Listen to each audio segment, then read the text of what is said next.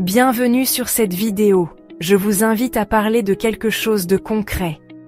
Peut-être portez-vous une culpabilité, une honte ou des souvenirs qui vous semblent plus lourds que vous ne pouvez les supporter.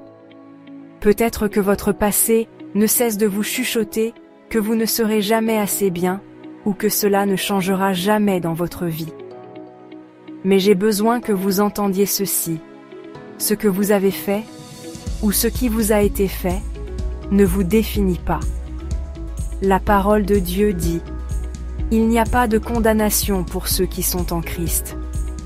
Vous êtes appelés à être libres, à marcher dans la lumière.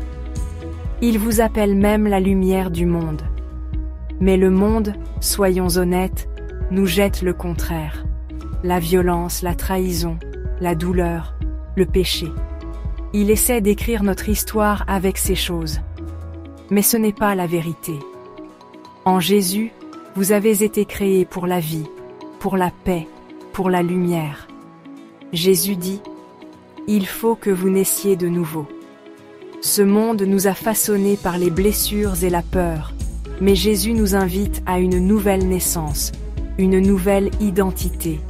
Une identité façonnée par son amour et non par la douleur. Voici comment le monde est façonné. Notre esprit conçoit notre réalité. Ce que nous portons à l'intérieur, ces vieilles blessures et histoires, peuvent finir par dicter nos choix, nos paroles, nos relations, parfois sans même que nous nous en rendions compte. Mais Dieu dit que nous sommes faits à son image. Créés pour apporter la vie, pas la misère.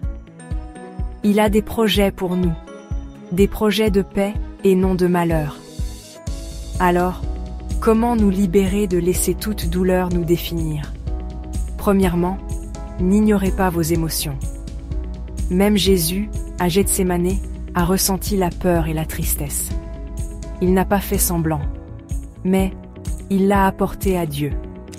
Non pas ma volonté, mais la tienne, dit le Christ. Laissez-vous observer vos émotions avec le Christ. Ne les laissez pas devenir votre identité. Quand vous êtes blessé, faites une pause. Demandez à Dieu: qu'est-ce que je ressens vraiment? Montre-moi, Seigneur.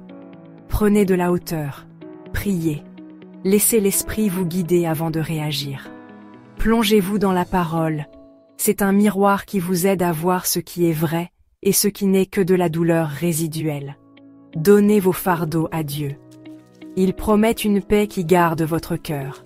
Et pardonnez, non pas pour excuser la douleur, mais pour libérer votre cœur. Être l'observateur en Christ signifie que vos sentiments n'ont pas le dernier mot. Vous choisissez sa paix plutôt que des réactions impulsives.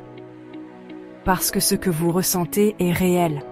Mais ce n'est pas toute votre histoire. Dieu n'a jamais voulu que la souffrance soit votre identité. Son plan est l'amour, la restauration, la paix. Choisissez de vous aligner avec le Christ. Marchez comme un porteur de vie, de grâce et de lumière. Parce que nous sommes en Christ, le mal ne nous définit plus. L'amour du Christ, oui. Je vous remercie d'avoir écouté cette vidéo, et je vous souhaite d'être grandement bénis par notre Seigneur Jésus-Christ.